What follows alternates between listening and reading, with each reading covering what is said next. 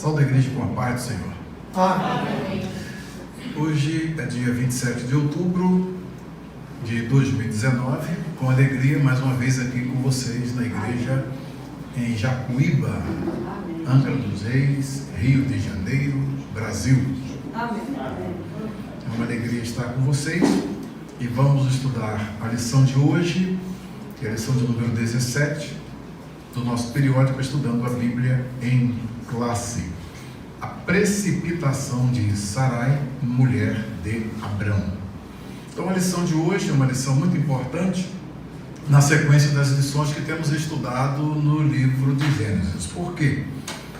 O livro tem toda uma sequência e toda uma característica literária que é muito bom ser discernida para nós sabermos qual é o fluxo da narrativa. É um livro que trabalha mais com narrativas, então qual é o fluxo da narrativa e qual é a estrutura geral de onde o livro vem e para onde ele vai.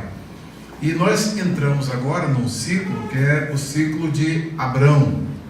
Esse ciclo é importante. Nós temos uma estrutura literária.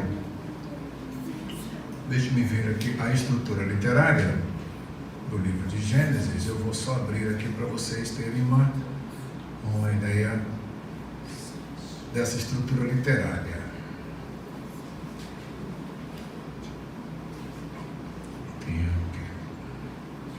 Isso aqui são vários artigos que foram escritos e a estrutura literária de Gênesis está aqui.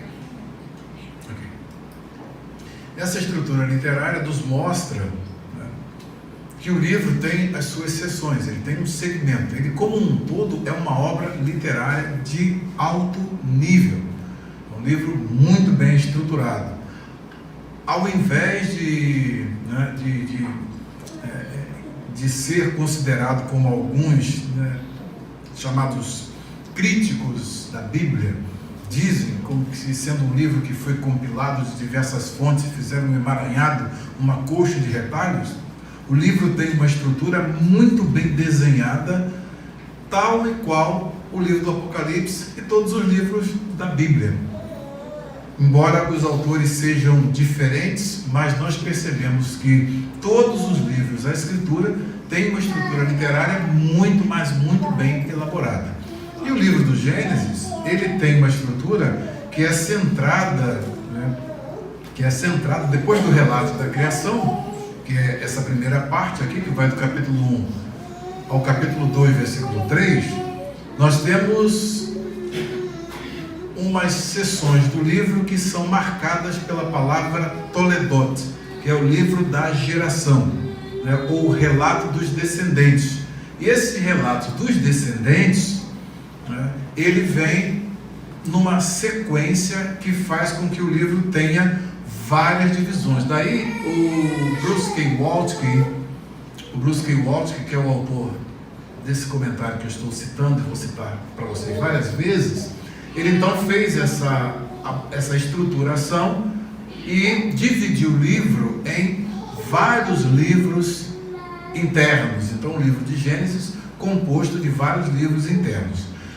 Daí nós temos o livro 1, livro 2, livro 3, nós estamos aqui agora no livro, começa aqui no livro Relato dos Descendentes de Tera, que vai do capítulo 11, 27, até o 25, 11.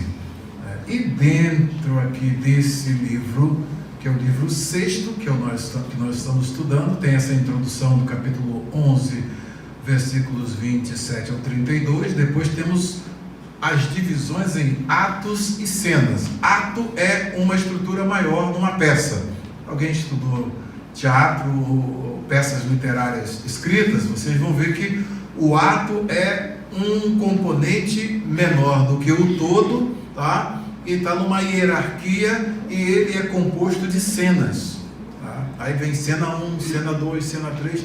Então o Bruce K. Waltke teve esse cuidado de ler o livro com toda a atenção e ver que essa divisão em livros e depois em atos e depois em cenas nos dá uma percepção de estrutura bem pensada do livro do Apocalipse. Daí nós temos a cena 1, que fala sobre a vocação de Abrão e sua migração para a Terra Prometida, capítulos 12, 1 ao versículo 9. Depois nós temos a cena 2, que é o livramento do Egito, tudo isso vocês já estudaram. Depois a cena 3, a separação de Ló da Terra Prometida, no capítulo de número 13. Depois a cena de número 4, a vitória sobre reis orientais, tá? Esse capítulo 14. Depois a lição que vocês estudaram na semana passada, a aliança de Deus com Abraão, capítulo 15. E quando ele chega nesse capítulo de número 15, então ele fecha o primeiro ato. E aí então vem uma nova segmentação, que é a chamada de ato 2. Ato 2 vai do capítulo 16, versículo 1, até o capítulo 22, versículo 19. Com as subdivisões. Cena 1 do ato 2. Agar e Ismael são rejeitados, que é exatamente o que nós vamos estudar hoje. Depois eu vou deixar essa sequência aqui para vocês, né? Vou deixar aí, distribuir para vocês aí em arquivo, e aí vocês vão ter toda uma noção de estrutura geral do livro, para saber de onde o livro começa e quais são os elementos importantes para que nós tenhamos a noção de Mitte. O que é Mitte? Se alguém disser, eu dou um presente. Mitte é uma palavra alemã que significa meio termo. É uma espécie de fio que perspassa, né, alguma coisa. Então aqui o conceito de Mitte seria qual o elemento que vai perspassar toda a narrativa do Antigo Testamento. Então um dos elementos que vai perspassar toda a estrutura narrativa do Antigo Testamento é exatamente o desdobramento e o desenvolvimento daquilo que Deus disse para a serpente, que haveria uma semente que seria a semente da mulher e haveria a semente da serpente. E aí então essas sementes vão, por assim dizer, povoando toda a literatura do Antigo Testamento, até vir a semente da mulher, que é o Senhor Jesus. Então o Antigo Testamento, esse conceito de semente, vai ser visto de um modo muito claro, e vocês vão ver ao longo do desenvolvimento do livro de Gênesis e outros livros na sequência, né, do Pentateuco, e depois dos livros históricos, e até chegar nos livros proféticos e encerrar o Antigo Testamento, vocês vão ver que haverá sempre esse conflito entre as duas sementes. A semente da mulher, que é exatamente a relação dos eleitos e escolhidos por Deus até culminar no Senhor Jesus, tá?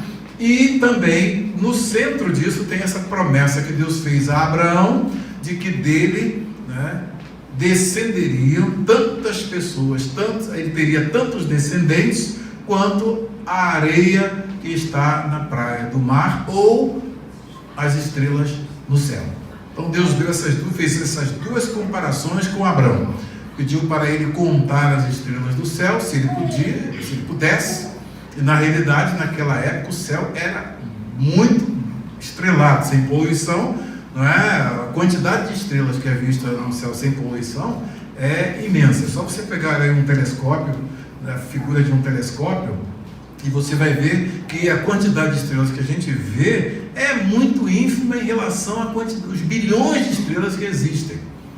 Então, hoje nós temos telescópios aí como Hubble, como James, né, que são telescópios que estão trazendo imagens, né, tão profundas do universo. E essas imagens, Deus então, naquela época em que o céu não tinha poluição, falou para Abraão: olha para o céu e conte as estrelas. Abraão, não tem como contar, assim será a tua descendência. Então essa descendência de Abraão, ela vem sendo escolhida ao longo do Antigo Testamento, e aqui você vai ver um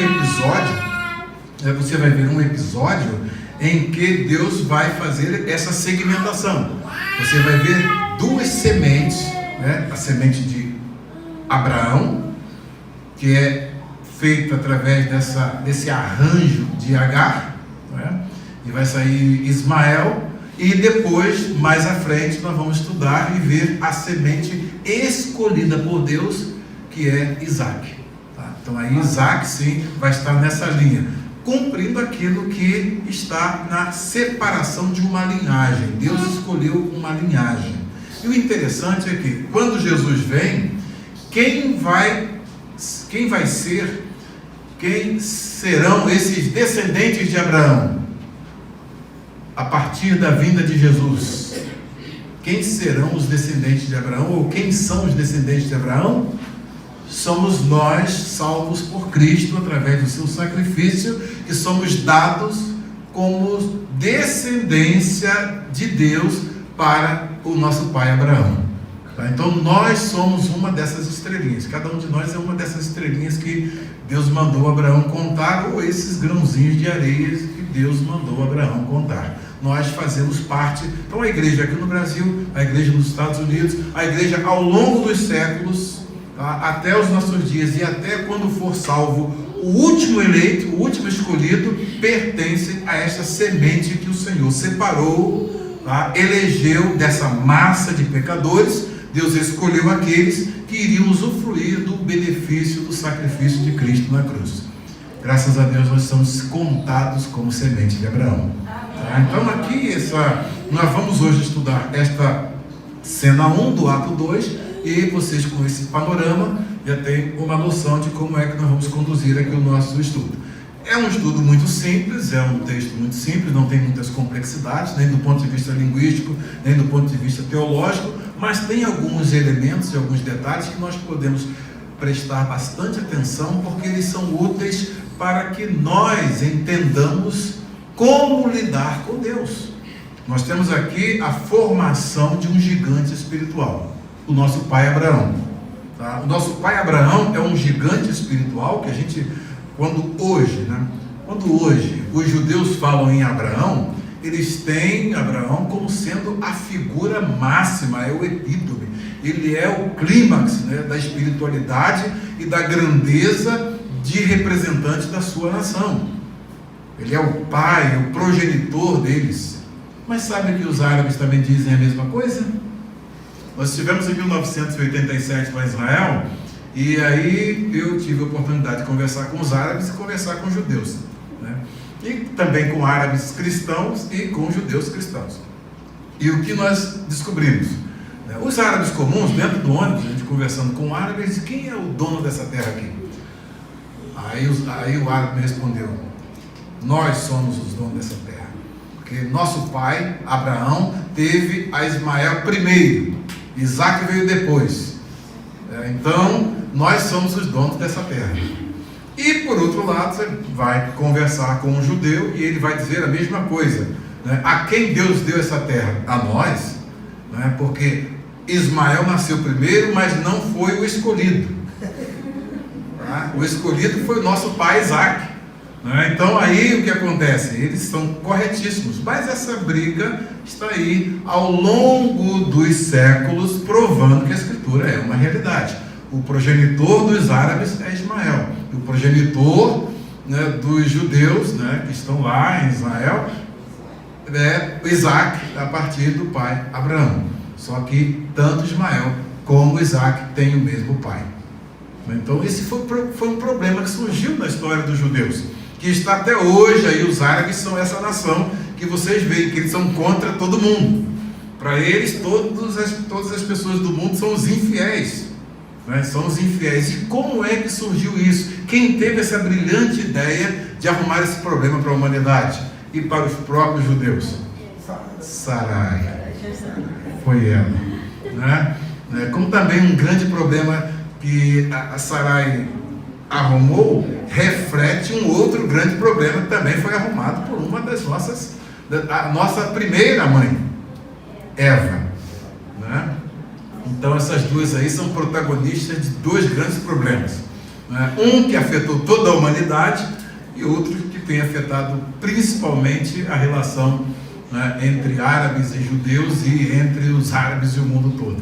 Tudo isso está aqui dentro desse texto que nós vamos estudar hoje. Então essa introdução é só para nós termos uma noção e vamos então ao problema propriamente dito. O título da nossa lição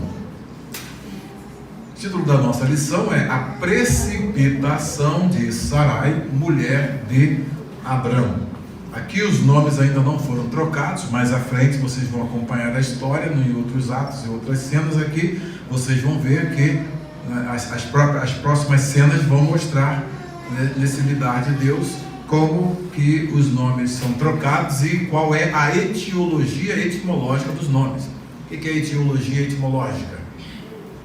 Etiologia etimológica é por que a pessoa recebeu esse nome, né? Está vinculado. O nome Enoque, o nome Abrão, o nome Abraão, eles têm uma razão de ser, né? E qual é a etimologia, de onde eles procedem, qual é o fato, qual é o evento que dá origem a esses nomes, tá? Para os judeus, de modo geral, nomes sempre têm significados.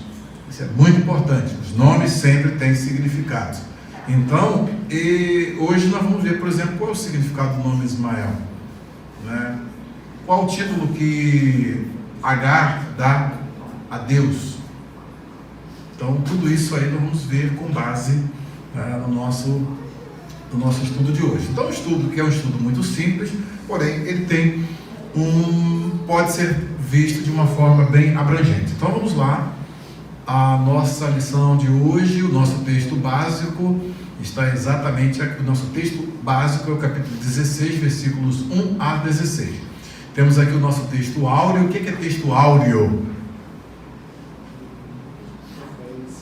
Texto áureo é texto de ouro, né? É o texto que ressalta de toda a narrativa que nós vamos estudar, é o texto em destaque, porque ele sintetiza praticamente tudo que acontece antes ou depois de onde ele está situado. Então é texto áureo. Áureo vem de ouro, tá? Aqui, ó, tem um amigo nosso que é sempre bom ser consultado, dicionário, né? Então, aproveitando aqui, o Aurélio, né, eu pego aqui a palavra precipitar, né? O que significa precipitar? Vamos estudar precipitação de Sarai, mas o que é precipitar? Então, no sentido 5 e 6, essa palavra pode ter vários sentidos, tá? Inclusive o Aurélio lista vários sentidos, mas no sentido que nós estamos estudando, sempre quando você pega um dicionário e vê nesse dicionário o significado de uma palavra tendo várias conotações, você tem que saber qual é aquela que é adequada ao estudo que você está fazendo. Porque precipitar pode ter inúmeros sentidos. Aqui, como você vê, você vai ver aqui, pode sentido 3 aqui: lançar ou arrojar de um lugar elevado, despenhar, tá? E aí tem um exemplo: o assassino precipitou o corpo do alto do edifício. Então aqui é o precipitar no sentido de lançar ou arrojar, e assim vários outros sentidos. Tem o sentido de atirar, impelir com violência, tá? Então você vai vendo. Quando você chega aqui no sentido de número 6, quando você tem precipitar como verbo transitivo direto, tá?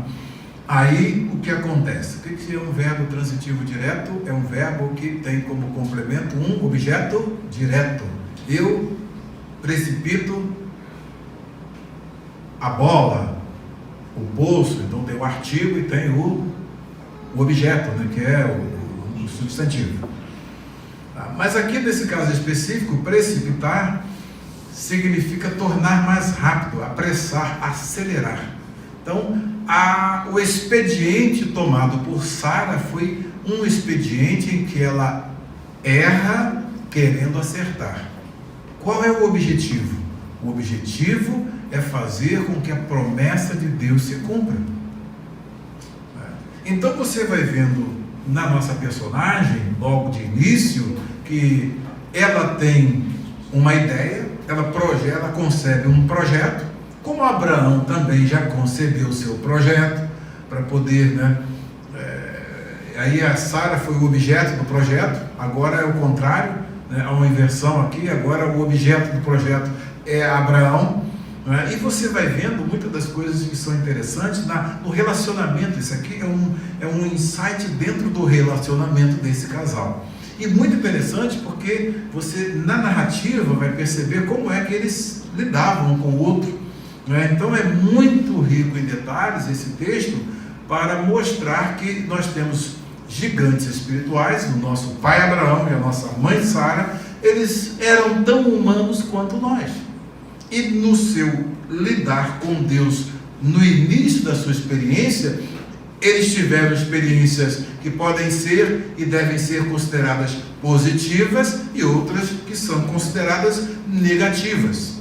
Quando nós vemos o Abraão, lá do capítulo 22, que já está com uma fé robusta, com uma visão de Deus extraordinária, com uma fé que está transcendendo todos os limites pensáveis, a ponto de Deus falar: entregue seu filho. E ele sobe o monte, olha, quando chega no pé do monte, primeiro ele avisa a Sara: estou indo para fazer um trabalho para Deus, nós vamos adorar e daqui a pouco a gente está de volta aqui. Chega no pé do monte, olha, fica aí você, que agora eu vou subir com o meu filho ali, e daqui a pouco nós vamos adorar e vamos voltar. Então é um Abraão que está cheio de fé. E depois no Novo Testamento, na apropriação que faz desse texto, diz que Abraão, em esperança, ele creu contra a esperança que ia ser pai de muitas nações. Mas isso não acontece de imediato. Por quê? Porque nesta lição de hoje, nós vamos ver essa precipitação, essa tentativa de ajudar a Deus cumprir a sua promessa. Porque Deus deixa os anos passarem. Faz uma promessa e deixa os anos passarem. Aí vem 10 anos se passam. Mas se Deus não cumprir a promessa, vai ficar feio para nós, Porque nós já falamos que nós ouvimos Deus, ninguém viu Deus, só nós. Deus falou conosco, diz que tem uma promessa que você vai ser pai de uma grande nação, e você não tem de você mesmo um descendente. Como é que vai fazer isso? Como é que a gente vai fazer isso? Então nós já estamos passando por mentiroso aqui no meio dos nossos criados, dos nossos empregados, da nossa parentela que já ouviu isso. E como é que a gente vai resolver esse problema? A gente tem que dar um jeito nisso. No capítulo anterior vocês viram que tinha lá um servo damasceno que ele sugeriu: então ele vai ser o meu descendente, Mas aí Deus falou: não é esse aí o seu descendente, não. No capítulo anterior, o que ocorre? Ocorre é que Abraão pede conselho a Deus. No capítulo 16, Sarai concebe um plano e não consulta a Deus. Aí então começa o problema. Então vamos à primeira pergunta: qual a sugestão que Sarai, mulher de Abraão, lhe deu acerca de Agar, sua serva? Qual a alegação de Sarai demonstrando achar que a culpa era do Senhor?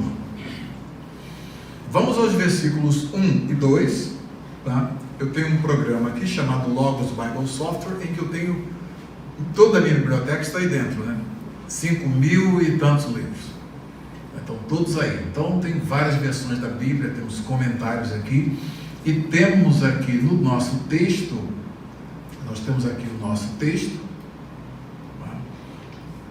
que diz assim: ora, Sarai, vou colocar aqui uma versão alternativa para poder acompanhar aqui, deixa-me ver qual,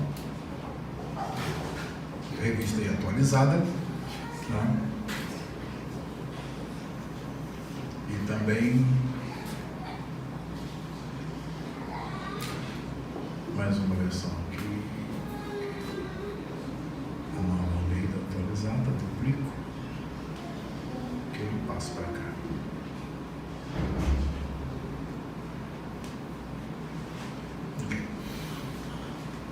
Temos aqui: ora, Sarai, mulher de Abraão, não lhe dava filhos. Então você vê pelos verbos que são colocados aqui, Sarai não lhe dava filhos. A narrativa começa assim, Ou seja, ela está impedida de dar filhos, ela não lhe dava filhos, e o tempo vai passando, Sarai não lhe dava filhos. Na nossa versão revista e corrigida, nós temos: não lhe gerava filhos, e ele tinha uma serva egípcia cujo nome era Agar.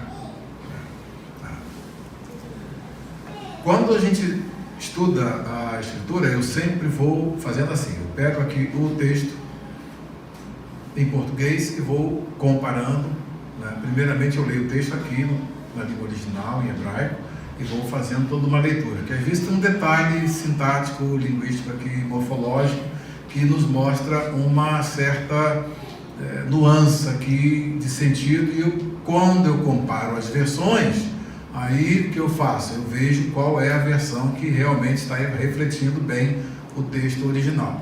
Toda a versão é um retrato do texto, a percepção que o tradutor teve quando traduziu.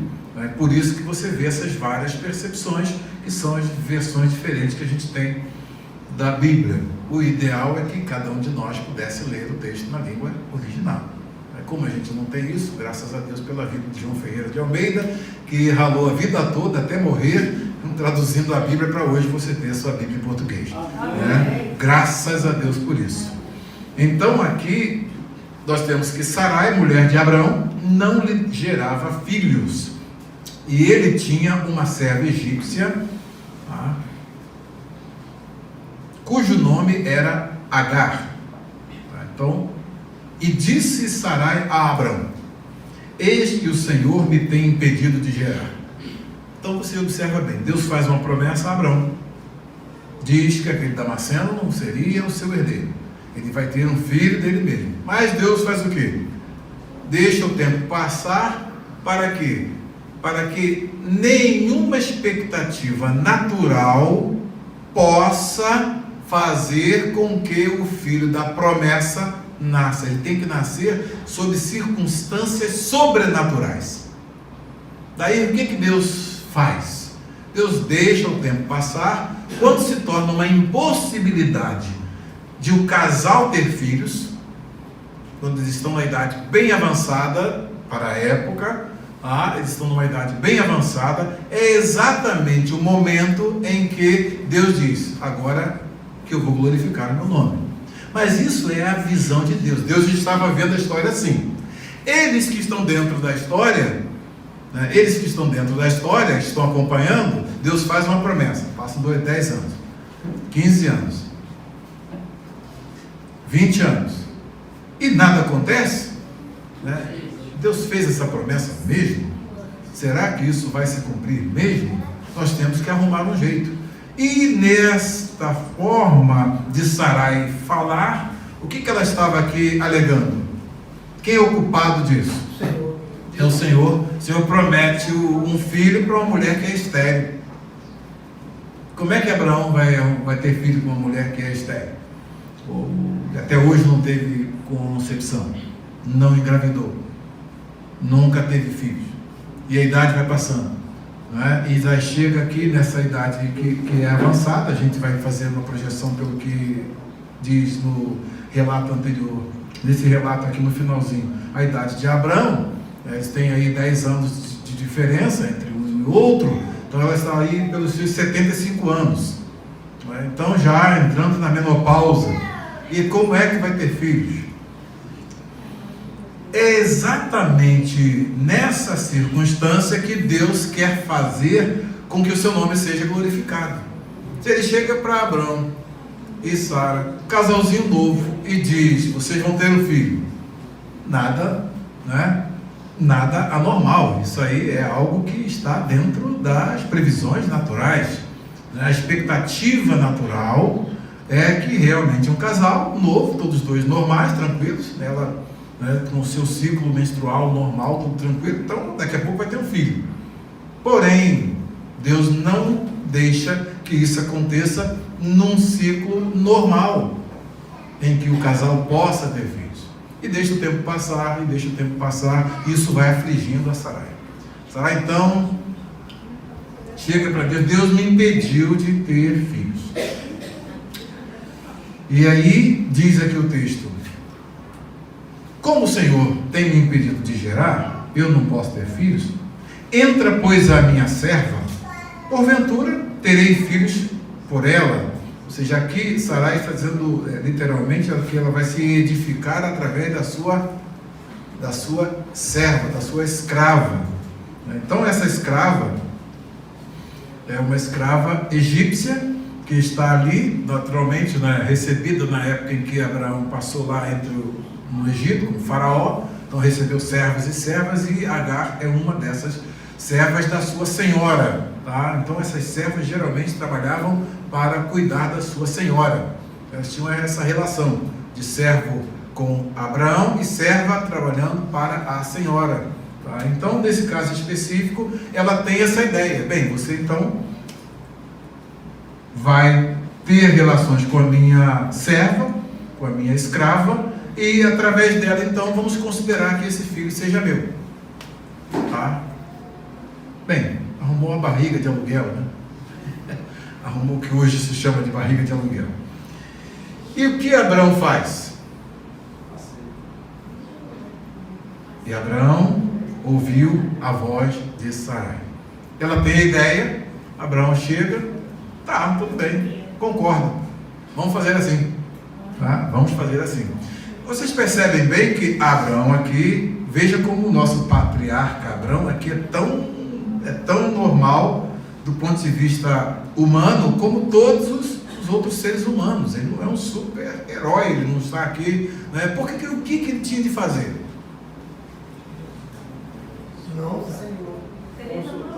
Crer na promessa e consultar a Deus. É esse o caminho, Senhor? Ele é o Abraão. Deus está num pacto, acabou de fazer, no capítulo 15, nós vemos aqui a aliança. Deus faz um pacto com Abraão, né? Deus faz uma aliança, e aqui no capítulo 15, Deus promete a ele o filho, né? Mas aí ele tem que chegar e dizer: Sarai, você está me dando uma ideia, mas eu preciso orar, vou buscar a Deus para saber se esse é o caminho que o Senhor traçou para cumprir a sua promessa, para nós não arrumarmos problema, né? E o que acontece? Ele simplesmente faz como Adão, né? Faz como Adão, né? A mulher vai, conversa com a serpente, ele está ali só acompanhando lá o assunto, e depois ela vai, ouve a convencida do fato, pega lá o fruto, come. Adão, muito bom, come aí. Come. Totalmente parado, sem ter nenhuma preocupação com aquilo que Deus falou. Então, quando você vê esse quadro, você percebe que há um paralelismo com o quadro da queda, né? Então, o modo como o narrador aqui, como Moisés narra esse texto, ele já está dizendo o quê? Vem problema por aí, né? Por quê? Porque tem uma semelhança com a queda, né? É uma ideia que surge. Essa ideia não é avaliada do ponto de vista da vontade de Deus, da palavra de Deus, nem tampouco é passada pelo filtro: se o Senhor concordar, assim nós vamos fazer. Não há essa preocupação. Então, o que o narrador diz quando Abrão ouviu a voz de Sara? Vem problema por aí. E a narrativa então é interessante, porque você começa a ler a história, eu pelo menos sou assim, né? O que vai acontecer? Vamos lá. A segunda pergunta. A segunda pergunta, está ficando interessante. O que Sarai, mulher de Abraão, fez com combinara com ele? Que aborrecimento ela teve com o que fez? E há quantos anos eles estavam em Canaã? Versículos 3 e 4 nos dizem assim. Versículos 3 e 4.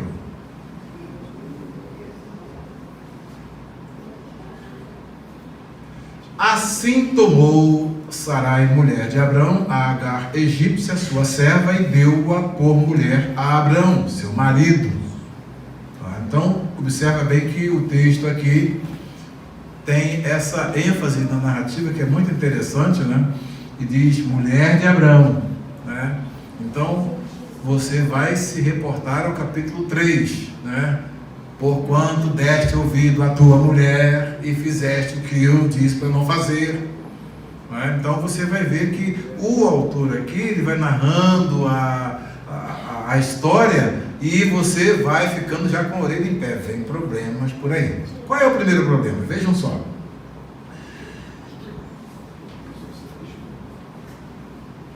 E ele entrou a Agar, ou seja, teve relações com ela, com Agar, e ela concebeu, engravidou. Se você ler aqui, vou te deixar uma versão paralela aqui, que é a NAA, aqui.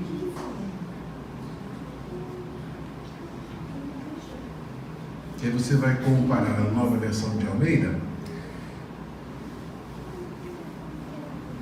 Ela é uma versão que muito interessante porque a expressividade dela é muito boa. E também a nova versão internacional, que é muito interessante. Mas vejam só.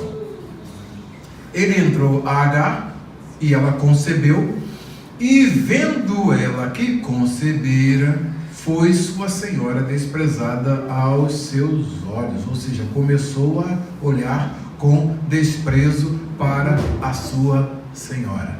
Por quê? Por quê?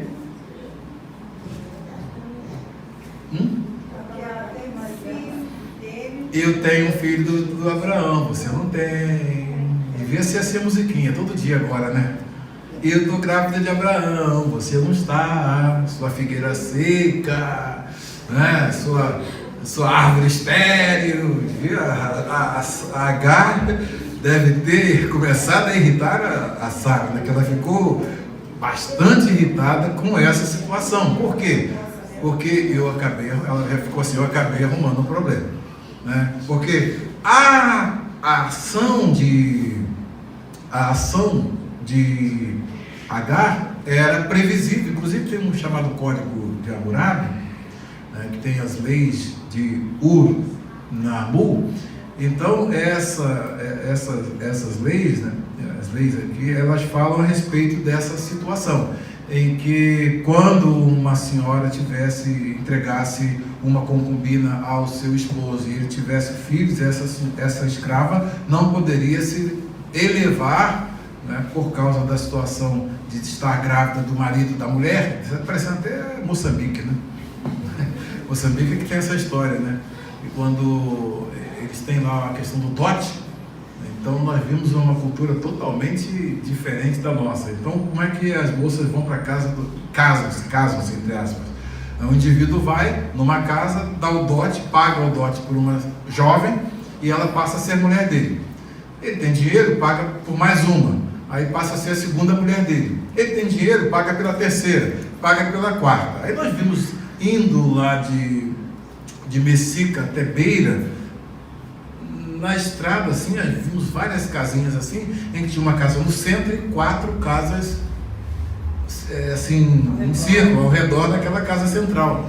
Aí nós perguntamos lá ao pastor que estava nos levando o que era aquilo. Então eu falei, ali mora, o centro é a casa onde eles comem, e as outras casinhas é a casa de cada uma daquelas mulheres que ele pagou o dote. Era assim. Aí teve uma história que a outra falou com a missionária, né? Quem é essa daí? Essa aí é a mulher do meu marido. É a segunda mulher do meu marido. Aí, que expressão é essa? A missionária ficou até espantada. Aí foi saber de como é que é a cultura lá. Então o indivíduo fica lá no centro. E tem outro detalhe, né?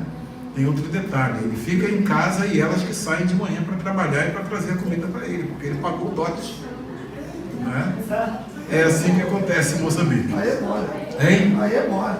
Mas tem muito homem hoje que gosta disso, né? A mulher que trabalha, rala para valer e ele não assume sua posição, não. Você queria um montão. Não é verdade? Você queria ter vários, né? Você quer ter vários, porque mais gente trabalhando para ele, ué. Sim, mas eu estou falando aqui da nossa cultura brasileira, que tem muitos maridos que não assumem, não. Né? A mulher é que tem que ralar e trabalha e cansa o dia todo e depois ele... Né? Foi investimento? Mas então vamos lá.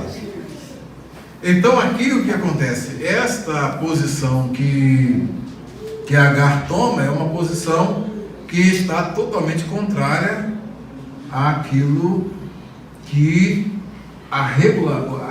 o regulamento da época, né, ela era uma escrava. Então ela, como escrava, não podia tomar uma posição dessa de se rebelar contra a sua senhora e muito menos menosprezá-la simplesmente porque agora ela estava grávida do marido da mulher de Abraão. Caramba, entendeu aí? Que loucura! Sara faz isso e já começa a ver que quando Agar a despreza, ela fica ressentida, né? Eu acho que essas musiquinhas aí, né? Sua figueira estéril, né? uma série de outras coisas lá que devia já estar chamando, né, desse peso devia vir mais ou menos desse nível aí. Então, a próxima pergunta já vai mostrar como é que Abraão é acionado por Sara para resolver o problema. Vamos aqui à próxima pergunta. Qual foi a reclamação que Sarai fez a Abraão? Pergunta 3. Qual foi a reclamação que Sarai fez a Abraão contra a serva chamada Agar? Serva aqui quer dizer escrava, tá? O que ela pediu que o Senhor o fizesse e o que Abraão autorizou ela fazer.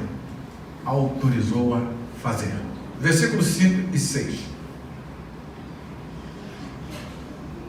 Esse é um problema que ela criou, viu?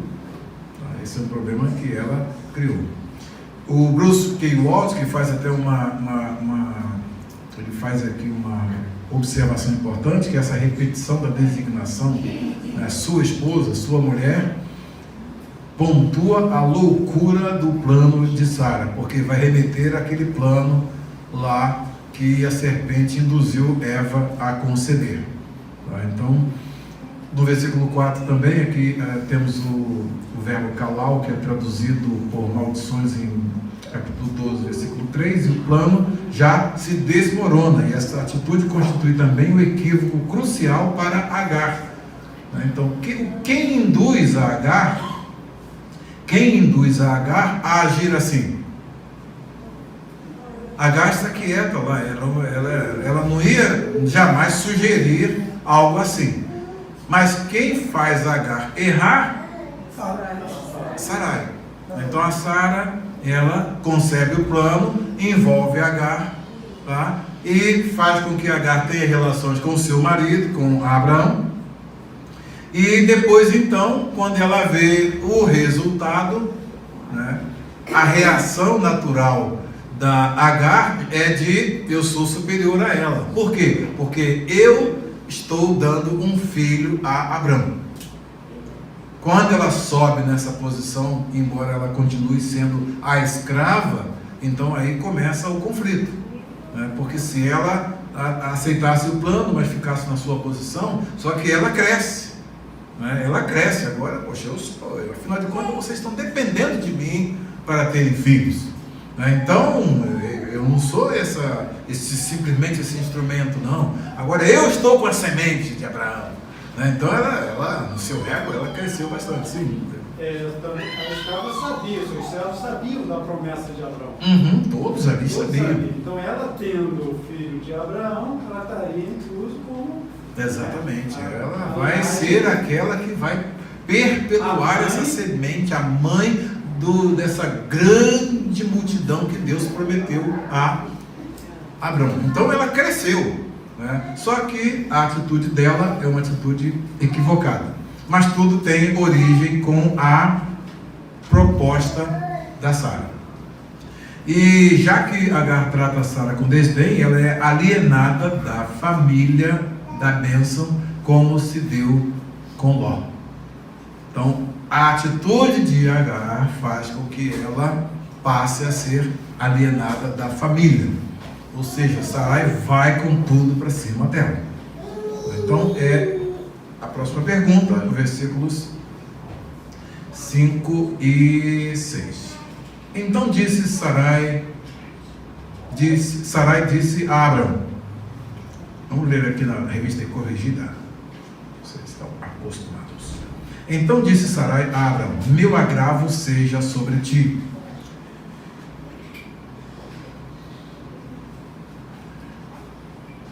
Minha serva pus em teu regaço.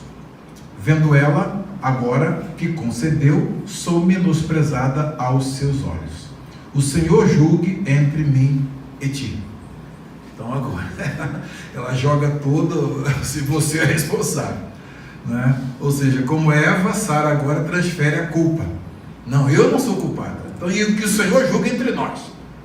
Aquelas invocações que de vez em quando as pessoas, né, sem nenhum senso fazem, né, quando estão numa situação de conflito, elas, em vez de admitirem que o problema é quem teve origem nelas, ela transfere a culpa. E vocês lembram da transferência de culpa, né? Adão, não, foi a mulher que tu me deste. Não, a serpente me enganou. A serpente não teve alternativa porque ela era motivadora de todo o problema. Mas Deus começou a bater de trás para frente, né? Até chegar em Adão também. Né? Então ninguém escapou, todos eram culpados nessa corrente. Aqui, então, o modo como ela fala, inclusive aqui é bom ver a versão atualizada, a nova versão atualizada, diz: seja sobre você a afronta que é feita a mim. Eu mesma pus a minha serva em seus braços. Ela, porém, vendo que engravidou, me olha com desprezo. Que o Senhor julgue entre mim e você. Então, agora que o Senhor seja juiz. Ou seja, ela, em vez de parar, quem arrumou o problema? Fui eu. A atitude de Agar é uma atitude previsível. Ora, claro que seria previsível.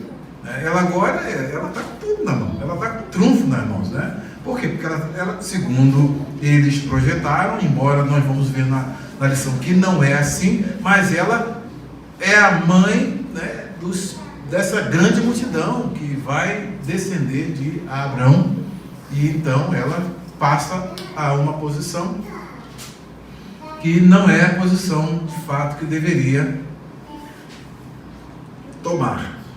Abraão respondeu a Sarai: você continua a ter controle sobre a sua serva, faça com ela o que melhor lhe parecer. Ou seja, haja, faça o que você quiser. Então Sarai a humilhou. Escuta aqui, ó. Eu sou a senhora e você é escrava, viu? Se coloque na sua posição. A Sarai deve ter, né, ficado daquele jeito. Se coloque na sua posição. Tá? Porque se você não se colocar na sua posição, você vai ver comigo, hein? Aí Agar, quando ouve essa ameaça, o que faz? E Agar fugiu da presença dela. Vou sair fora daqui que ela vai me bater daqui a pouco. Eu já aprontei bastante. E então, você veja o drama, ver a situação, como é que é interessante? Né? Essa é a Bíblia, gente. Essa é a Bíblia. Né? Mostrando os conflitos humanos, mostrando o conflito entre esse casal que é ícone para nós, né? Quando você lê as epístolas do Novo Testamento, vê o apóstolo Paulo falando a respeito de Abraão. Poxa, ele é o ícone, ele é o ponto máximo, ele é a estrela. Falar em Sara, né? Poxa, a mulher que respeitava, né, Abraão e chamava de Senhor. Mas vamos aqui aos bastidores para ver que as coisas nem sempre foram assim. Né? Nem sempre foram assim. E o interessante é que aqui nós vemos dois aspectos importantes, contrastantes, mas que tem uma certa similaridade. Aqui o que mudou foram os papéis. Na época em que Abraão, né, com medo da circunstância, quando a fome assolou a sua terra, e ele foi lá para o faraó, o que acontece? Ele chegou lá e falou: olha, Sarai, você diz que você não é minha mulher não, tá? Porque se você disser que é minha mulher aqui, eles vão me matar aqui. E aí o negócio vai ficar sério para o meu lado. Então você, né, vai lá para o harém do faraó lá e não diz que você diz que é minha irmã. Então, aí é a fraqueza do patriarca. É a fraqueza do patriarca, mostrando que gigantes espirituais não nascem prontos. Eles são construídos através das experiências que eles têm com aquilo que Deus fala para eles. Ele não tinha uma plena consciência de quem ele era. Porque ele estava com medo de ser morto. Olha, Deus não prometeu a ele que ele seria pai de grande nação? Como é que ele ia ser morto? E Deus também depois mostrou que por causa dele e de Sara e do pacto e da promessa, o que aconteceria? O que aconteceria é que Deus iria punir aqueles que agiram, embora sem saber, levando Sara lá para o harém do faraó. Ninguém tocou em Sara. Porque ele é o protagonista, ele é o profeta, ele é aquele com quem Deus depois vai dizer: posso esconder alguma coisa de Abraão, visto que ele vai ser uma grande nação? É um homem da intimidade com Deus, é um homem que está com uma promessa e ele é indestrutível, enquanto essa promessa não tiver o seu cumprimento, mas ele não se via assim. E muitas das vezes isso nos ensina, porque nós às vezes também não nos vemos como nós somos, reis, sacerdotes, filhos de Deus. Muitas vezes a gente parece até que, A gente olha assim, tem inveja de um cachorro vira-lata que passa na rua. Né? A situação nossa fica tão crítica que a gente tem inveja de um cachorro. Né? Acho que aquele cachorro está mais feliz do que eu. Eu estou falando sério, não é verdade? Às vezes não acontece isso. Não é? Então o que ocorre? É porque a gente não se vê na perspectiva que Deus nos vê. Não é? Nós não nos vemos na perspectiva do modo como Deus nos vê. E aí a gente se vê tão pequeno, tão pequeno, tão pequeno e não se vê. Né? Nós não nos vemos como Deus nos vê. E por isso então foi que aquela atitude de Abraão foi uma atitude de medo, de covardia, né? E até de crueldade de certa forma, né? Porque ele entregou a sua mulher para ser abusada, para poder se escapar. Né? Então, ponto negativo para Abraão. Mas Deus entrou na situação por causa do pacto, por causa da aliança e resolveu a situação. Agora também vem outro aspecto. Sarai arruma um problema e agora esse problema começa a ficar grave. Né? E como é que vamos solucionar esse problema? Não é? Isso nos ensina, porque às vezes a gente arruma os problemas e depois a gente não sabe como é que vai sair dele. Não é? Então aí vejam como Deus faz a intervenção e soluciona o problema. Você é dona da situação. A escrava é sua, faça com ela o que você quiser. Ou seja, Abraão dá carta branca para ela agir. Então, quando ela foi, Sara vai para cima de Agar, ela foge. Mas vamos ver a história. Próxima pergunta. A história está ficando boa, eu estou gostando. A quarta pergunta: em que lugar a mulher chamada Agar estava quando o anjo lhe chamou? O que o anjo lhe perguntou e o que ela respondeu ao anjo. Vejam bem que Agar, a escrava, tem uma experiência extraordinária com Deus. Uma experiência que nem eu nem você teve. O que ocorre? Vamos aqui aos versículos 7 e 8. Os versículos 7 e 8, eles nos dizem: o anjo do Senhor a achou junto a uma fonte de água no deserto, junto à fonte do caminho de Sur. O caminho de Sur provavelmente se trata da antiga rota que ia até o Egito, a terra de Agar, atravessando o deserto que tinha esse mesmo nome, o deserto de Sur. Então ela queria voltar para a sua terra, para o Egito. Porque eu vou ficar fazendo o que aqui? Só que ela está grávida e está a caminho, né, do deserto. E disse o anjo do Senhor: Agar, chama Agar pelo nome. Outra coisa importante na narrativa: serva de Sarai. Define quem ela é, como ela deveria se ver. Você é serva de Sarai. De onde vem e para onde vais? Essa pergunta, né, é aquela idêntica: onde estás? Adão, onde estás? Como se não soubesse, né? Eu ouvi a tua voz, e aí, né, eu ouvi tua voz no jardim e eu fiquei meio acanhado porque eu estava nu. Quem te disse que você estava nu? Por acaso você comeu da árvore que eu disse para vocês não comerem? Então, você observa bem que essa inquirição não é porque Deus não sabe, não é porque o anjo não sabe, porque quer estabelecer um diálogo para que os seres humanos entendam. Ele sabia de tudo. Não, eu sou o Deus onisciente, vim aqui representando o Deus Todo-Poderoso e é assim, assim. Não, ele chega a estabelecer um diálogo. Por quê? Porque ele está trabalhando com uma pessoa que está ferida, é uma pessoa que está magoada, é uma pessoa que está correndo de um problema. E Deus faz intervenção por conta da relação do pai Abraão. Tem uma semente do pai Abraão. Então isso aí é muito interessante para você entender o restante da narrativa. E ela disse: venho fugido da face de Sarai, minha senhora. Vamos à próxima pergunta.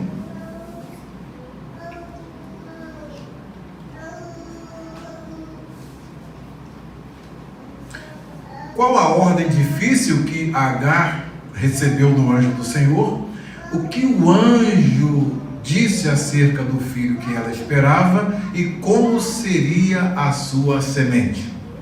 Aí observa bem, mesmo numa situação totalmente adversa e não dentro do projeto de Deus, entretanto, Deus está ali acompanhando esse projeto, né? Que é coisa que acontece, uma coisa absurda, e no entanto, Deus está ali permitindo que aquilo aconteça, né? A vontade permissiva de Deus, e mesmo assim, por conta de Abraão ser o pai do menino, então tem uma bênção que Deus vai dispensar sobre Abraão. Então dá um conselho, dá uma ordem para ela, não dá um conselho, o anjo dá uma ordem. Versículos 9 e 10 diz: Então lhe disse o anjo do Senhor: torna-te para a tua senhora. Primeira ordem. Segunda, e humilha-te debaixo de suas mãos. Aí é difícil. Ou seja, assume a sua posição de escrava e humilha-te, né? Fica debaixo da submissão, é o que eu exijo de você. Você observa bem, isso é uma ordem fácil de se cumprir, principalmente nessa condição que ela está, somente no problema que ela já criou lá, agora ter que voltar e chegar. Sara já deve ter procurado olhar para toda parte, não encontrou, já deve estar furiosa com ela, né? Ainda está naquele sistema nervoso, né? Bem agitado e querendo, né, pegar a Agar de toda forma. Ela chega e tem que fazer o quê? Deixa ela se exaltar, se humilha, abaixa, né? O que ela disser, fica quieta, deixa ela falar, né? Concorda com ela, né? E aí as coisas vão se amenizarem. É para mais ou menos aquilo, uma palavra branda desvia o furor, mas a dura suscita a ira. Por que Sara ficou irada? Por causa da posição. Devia estar falando uma série de coisas para poder agora afrontar a Sara. Sua árvore seca, chamava as coleguinhas lá, aquela é uma figueira estéril, não produz fruto, e, né, mais ou menos assim, né? Eu acho que se eles eram tão normais quanto nós, deve ter feito aquele grupinho para poder, né, zombar da sua senhora. O anjo falou para ela fazer o contrário, para ela voltar para lá, para sua senhora, e se humilhar debaixo das suas mãos. E disse-lhe mais o anjo do Senhor: fazendo isso, multiplicarei sobremaneira a tua semente. Olha aí, tá vendo? Mas tem uma condição: volta e fica quietinha na tua posição lá, se humilha, e aí vem Deus através do anjo e faz essa promessa: multiplicarei sobremaneira a tua semente, que não será contada, por numerosa que será. Só que essa semente não é a semente da mulher, conforme Deus prometeu. Daí você vai ver uma bifurcação. Há duas linhagens. Então tem a linhagem que vai por Ismael e tem a linhagem que vai por Isaac. Esta é a linhagem eleita que veio culminar no Senhor Jesus e que depois nos produziu. Nós somos essa semente, tá? E os nossos filhos são as sementes santas que o Senhor tem nos dado lá tem dado ao nosso pai Abraão, né? Isso é um grande privilégio que nós temos da parte do nosso Deus. Então isso é muito importante.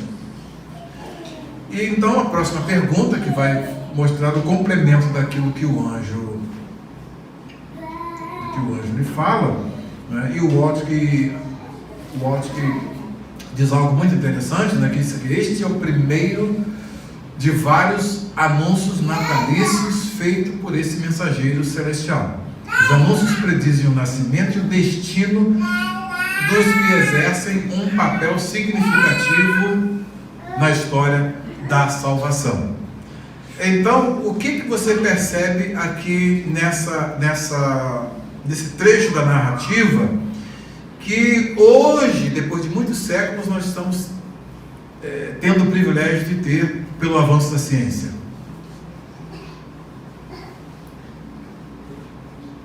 Dizendo que o filho é homem. Tá? O anjo está dizendo aqui, é homem, né? É homem. Isso é muito interessante. Tá? Então aqui já não precisou nem de ultrassom, né? De ultrassonografia, aqui é homem, tá? E o menino que vai nascer é homem, e disse-lhe também o anjo do Senhor: eis que concebeste e terás um filho, e chamarás o seu nome Ismael. Já deu o nome. Já deu o nome, né? Deu sexo e deu o nome, né? Então, muito, essa é uma ultrassom antecipada, né? A ultrassonografia é cópia disso aqui, né? Dessa visão antecipada aqui que o anjo teve e deu para Agar. Interessante isso, né? Diz, é homem e o nome será Ismael.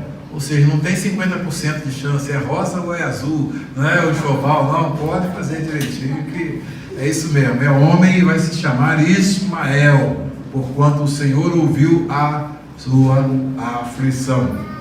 Então, isso aqui é muito interessante. Então, o termo hebraico aqui, traduzido por miséria, né, aflição e tudo, é uma forma nominal da mesma raiz maltratou e sujeite-se. O comprometimento divino com Abrão não anula seus comprometimentos com os não eleitos, que também têm um futuro dentro dos planos de Deus. Então os árabes têm um futuro dentro desse projeto de Deus, embora não sendo a nação eleita, mas eles são filhos de Abraão, e vocês veem que são uma nação que estão aí, é uma nação rica, são nações ricas, um povo que é centrado naquilo que eles creem, embora muita ignorância há em relação ao projeto mesmo de Deus, porém, tudo tem uma raiz. Então, se hoje lá na sua escola perguntarem quem são os progenitores aqui dos árabes, você já sabe. Você já sabe. Tá? Isso é muito importante. Então, o Senhor também mostra aqui uma coisa importante. O Senhor vela pelos oprimidos e redime o erro humano e protege o injustiçado. Então, um erro que é cometido por Abraão, lá atrás o Senhor remediou. E agora o erro cometido por Sara, o Senhor vem e remedia também o erro. E protege uma mulher que estava ali. Quem poderia imaginar que Deus ia se apresentar, mandar um anjo, ter esse privilégio dado a uma escrava egípcia? Percebe? Isso também mostra uma coisa importante, que esse tratamento que Deus dá aqui vai depois se refletir na chamada que Deus vai fazer aos gentios, porque Abraão não era só pai dos judeus, e sim pai de muitas nações, todas as famílias da terra. Daí hoje nós vemos que os filhos de Abraão são de várias famílias da terra, inclusive dentre os árabes também tem eleitos lá.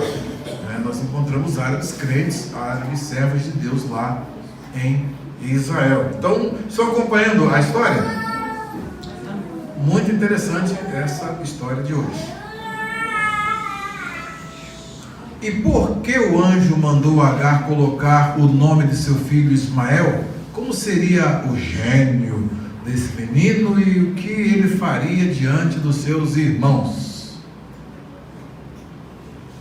Versículos 11 e 12. Versículos 11 e 12. O que significa Ismael?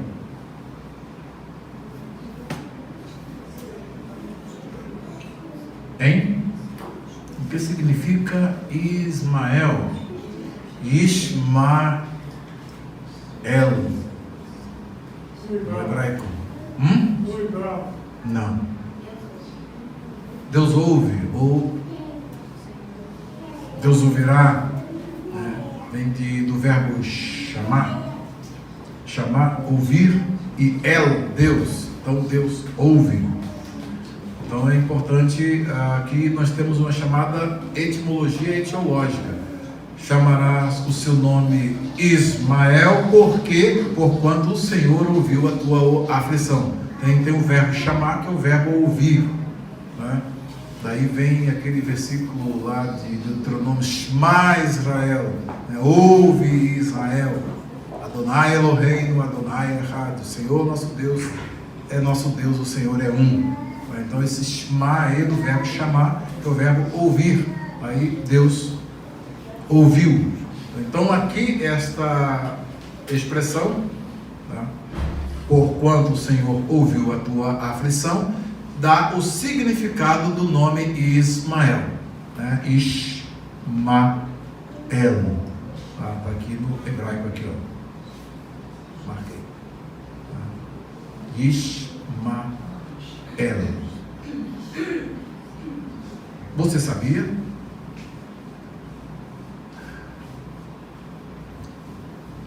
E ele será homem bravo. Os árabes são bravos mesmo? São bravos? Hein? São ou não são? Meu Deus, eles não são fáceis não. Ele será homem bravo. E aqui, inclusive, a coisa traduz como um jumento selvagem. Sua mão será contra todos e a mão de todos contra eles. Não é isso mesmo? É um povo que em qualquer lugar do mundo que eles estão, eles não se assemelham, eles não assumem o estilo de vida do lugar, mas querem impor o seu.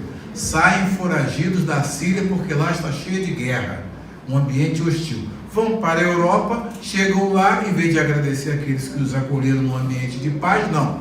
Vocês são infiéis e têm que se tornar iguais a nós. Ou seja, vocês querem que nós fiquemos igual lá, o que está acontecendo no país de vocês na Síria? Se vocês vieram para cá, então se alinhem. Mas vocês observem, eles continuam vestindo do mesmo jeito, falando do mesmo jeito e se impondo, né? E tem uma estratégia que eles estão utilizando atualmente. Uma família árabe tem em média 9 filhos. Eles entraram na Europa e estão povoando a Europa. A Europa está envelhecendo. Os países estão com esse problema de terem um povo envelhecido. Escolheram, né, muito inteligentes que são, escolheram ter apenas um filho, no máximo 2. Aí o que acontece é uma população que está envelhecendo e os árabes estão lá. 9, estão tomando toda a Europa, na Alemanha, na Bélgica. Nós fomos numa praça lá estivemos na Bélgica, fomos numa praça em Bruxelas. Gente, era difícil ver um belga nativo ali, né? E cheio de árabes na praça, as mulheres com vários carrinhos andando, e tomaram mesmo aquilo. Bruxelas totalmente tomada. Daqui a 50 anos a Europa será toda muçulmana. E os Estados Unidos estão indo pelo mesmo caminho. Eles lá nos Estados Unidos estão crescendo e tem o que eles chamam de compra de conversão, principalmente na comunidade negra. Eles estão comprando conversões, eles dão uma ajuda de custo para a pessoa se converter ao islamismo. E essa ajuda de custo, você vê uma breca que começa lá com a calça comprida, mas já com um lenço na cabeça, parece a iniciada. Daqui a pouco, você já vai ver aquela mulher que recebe um pouquinho mais, já está integrada e tendo filhos e já com a roupa dos árabes. A roupa dos muçulmanos. Assim, vocês quando forem lá, vou mostrar. Já viram lá na Filadélfia? Prestaram atenção? Está cheio, está cheio. Então, qual é a proposta deles? Povoar. Nós vamos ganhar através da maternidade. E eles, enquanto eles criam essa mentira aí de que tem que controlar a natalidade, nós vamos multiplicar. E vão crescendo, e vão crescendo. Daqui a pouco elegem prefeitos, como lá em Paris, em Londres, né? Prefeito de Inglaterra, acho que é Londres, né? Londres, né? Que é árabe, e se não me engano. E então eles já estão tomando conta. O objetivo é eleger presidentes em cada país.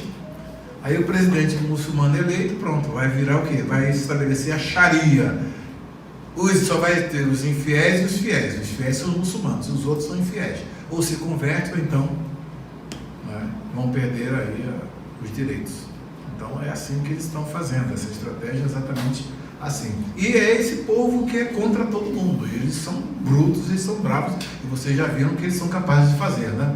colocar uma bomba para poder acabar com os infiéis. Então, realmente é um negócio insano. Esse jumento selvagem aí que está aqui dito no livro do Gênesis, né? Então é importante. A mão dele será contra a mão dele, sua mão será contra todos e a mão de todos contra ele, e ele viverá em hostilidade contra todos os seus irmãos. Então é o que nós estamos vendo até os dias de hoje. Então isso é muito, muito importante.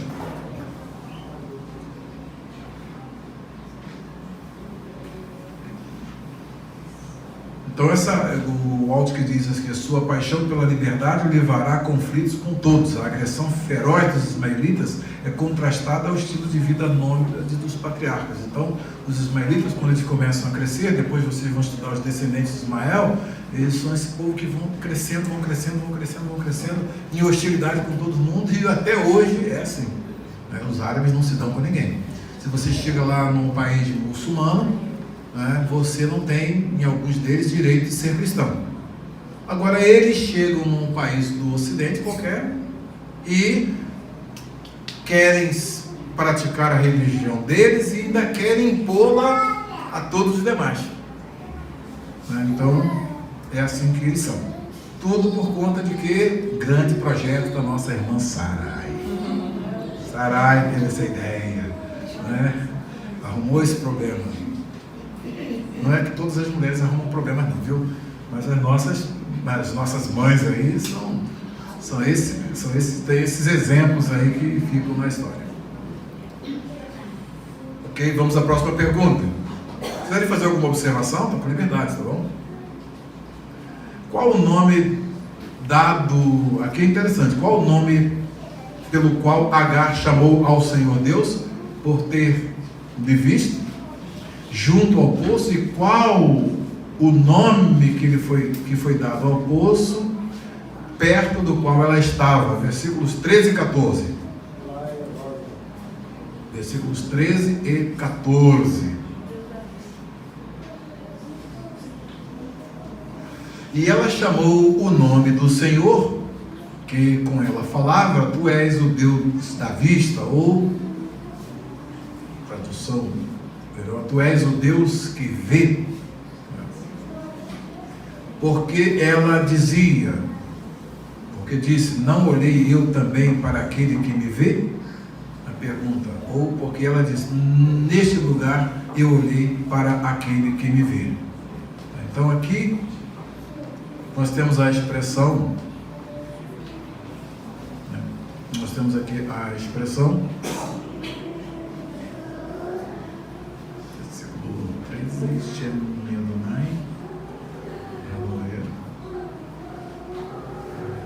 Ata el aqui, Roi que Amra Hagam Halom Raiti Achare Roi. Tu és o Deus que me vês. Tu és o Deus que me vês. E daí é um título que é chamado, um dos nomes de Deus, né? El Roi. El Roi é o Deus que me vê, que vê a mim. Então, El Roi é o Deus que vê a mim. Interessante é que ela dá esse título mostrando que a experiência que ela tem ali com Deus. Deus se preocupa com ela, Deus se apresenta a ela, e é uma das primeiras aqui a colocar o nome em Deus, né? Que fica como um título. Fica como um título, né? Você vai ver vários outros títulos dados a Deus, mas esse aqui tem exclusividade aqui de Agar, né?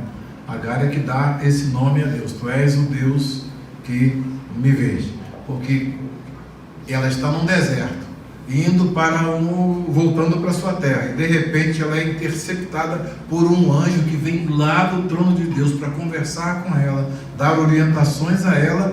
Você observa bem o estado de espírito dela dentro de uma comunhão com Deus, e ela passa a ficar admirada, e ela então diz para Deus, tu és o Deus que me vê.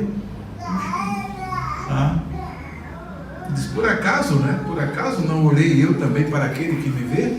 Então ela teve essa experiência importante, então ela é uma das primeiras mulheres aqui que coloca o nome em Deus.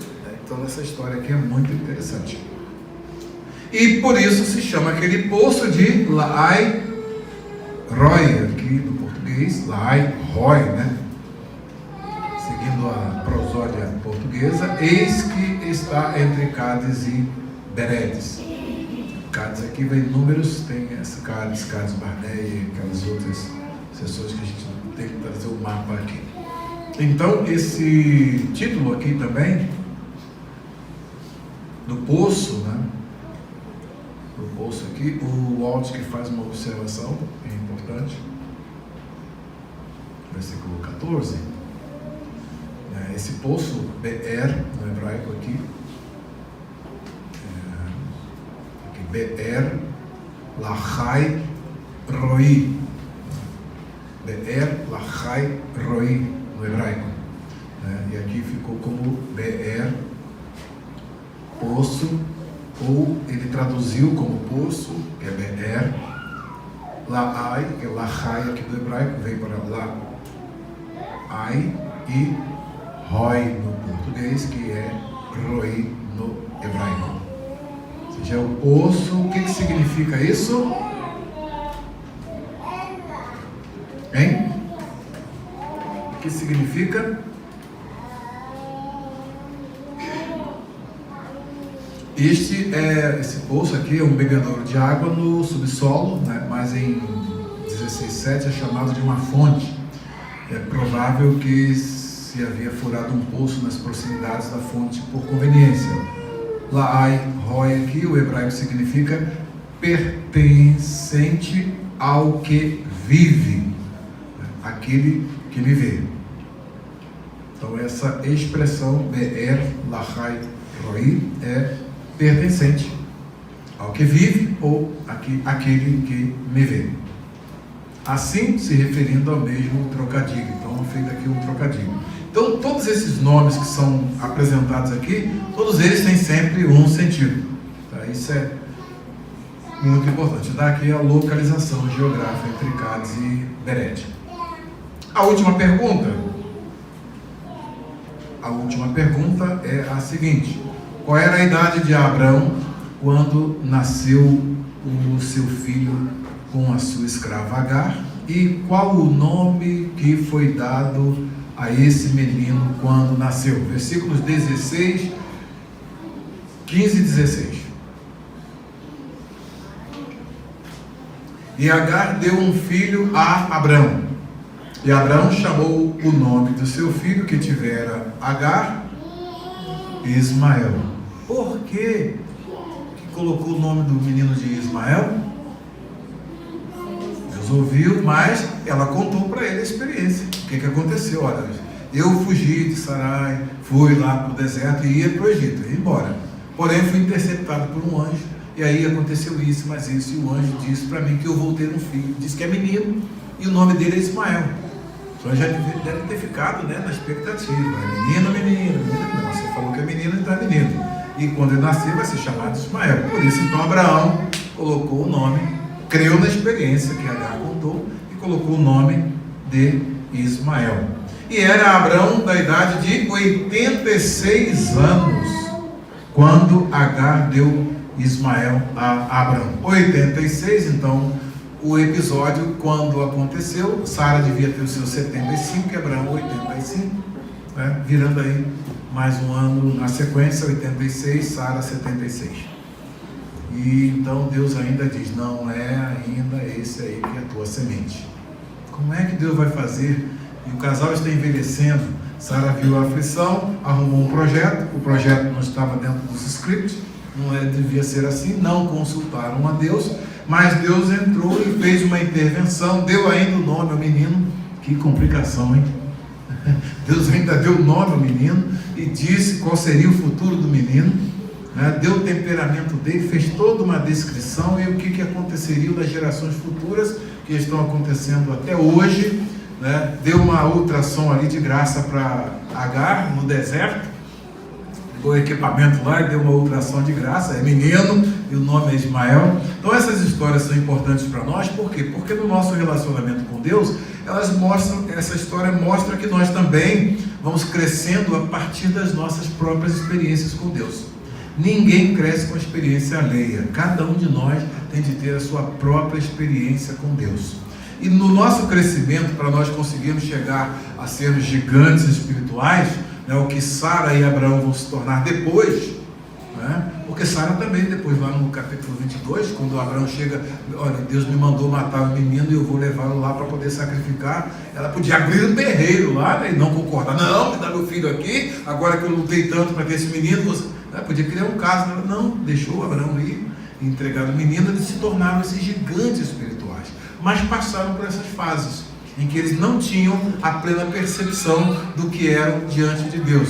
Porque se eles tivessem, né, eles fariam como lá na frente, depois nós lemos na Epístola aos Romanos, que Abraão, em esperança, ou seja, numa esperança sobrenatural, creu contra a esperança, porque a perspectiva humana, todos os recursos humanos, né, que eles tinham, naturais, já estavam totalmente ultrapassados, mas ele creu contra a esperança natural que ele seria pai de muitas nações, e isso lhe foi imputado como justiça, de fato, na sua velhice, depois que estavam sem nenhuma condição de ter filhos, Deus vai dar o filho a eles. Se eles vissem a história como Deus via, eles ficariam tranquilos esperando o cumprimento da promessa, né? Mas como eles são tão humanos quanto nós, né? Porque existem algumas circunstâncias em que Deus faz uma promessa, Deus te manda fazer uma coisa, e às vezes você fica assim, como é que eu vou fazer? Né? Quando Deus me mandou para os Estados Unidos, por exemplo, quem chegou lá, o pastor Elísio viu lá no início, um negócio bem complicado, bem difícil, porque a gente sai de uma situação totalmente estabilizada no Brasil. Muita gente vai para os Estados Unidos para ganhar dinheiro. Dinheiro eu ganhava no Brasil.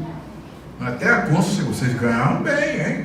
Sim, ganhamos bem. Por isso nós vamos passear lá nos Estados Unidos.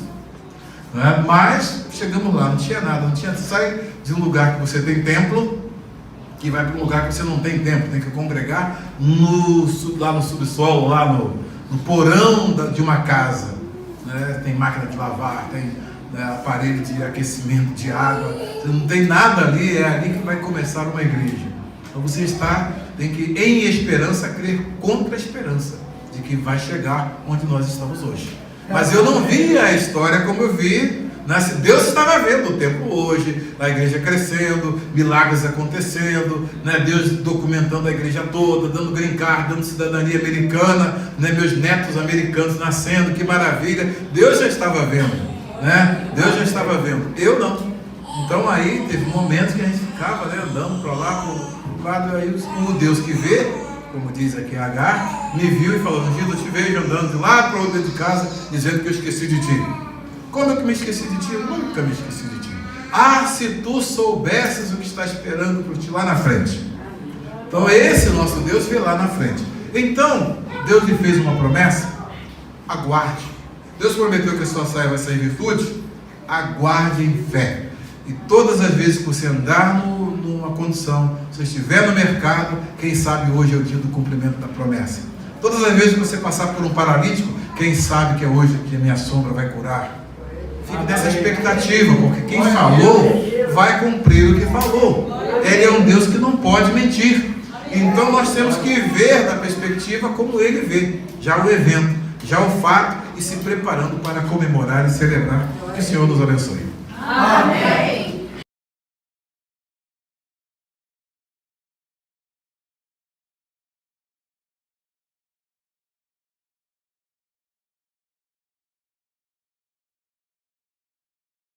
בראשית פרק ט"ז. ושרי אשת אברהם לא ילדה לו, ולה שפחה מצרית, ושמה הגר. ותאמר שרי אל אברהם, הננה עצרני אדוני מלדת, בונה אל שפחתי, אולי ייבנה ממנה. וישמע אברהם לקול שרי. ותיקח שרי אשת אברהם את הגר המצרית שפחתה, מקץ 10 שנים לשבט אברהם בארץ כנען, ותיתן אותה לאברהם אישה, לא לאישה. ויבוא אל הגר, ותהר, ותרא כי הרתה, ותקל גבירתה בעיניה. ותאמר שרי אל אברהם, חמסי עליך, אנוכי נתתי שפחתי בחיקך, ותרא כי הרתה, ואקל בעיניה. ישפוט אדוני ביני וביניך. ויאמר אברהם אל שרי, הנה שפחתך בידך, עשי לה הטוב בעינייך. ותעניה שרי, ותברח מפניה. וימצאה מלאך אדוני על עין המים במדבר, על העין בדרך שור. ויאמר, הגר, שפחת שרי, אי מזה בת, ואנה תלכי? ותאמר, מפני שרי גבירתי אנוכי בורחת. ויאמר לה מלאך אדוני, שובי אל גבירתך, והתעני תחת ידיה. ויאמר לה מלאך אדוני, הרבה את זרעך, ולא יספר מרוב. ויאמר לה מלאך אדוני, הנך הרה ויולדת בן, וקראת שמו ישמעאל, כי שמע אדוני אל עונייך. והוא יהיה פרא אדם, ידו וכל ויד כל בו, ועל פני כל אחיו ישכון. ותקרא שם אדוני הדובר אליה, אתה אל רואי, כי אמרה, הגם הלום ראיתי אחרי רואי? על כן קרא לבאר, באר לחי רואי, הנה בין קדש ובין ברד. ותלד הגר לאברהם בן, ויקרא אברהם שם בנו אשר ילדה הגר, ישמעאל. ואברהם בן 80 שנה ו6 שנים בלדת הגר את ישמעאל לאברהם.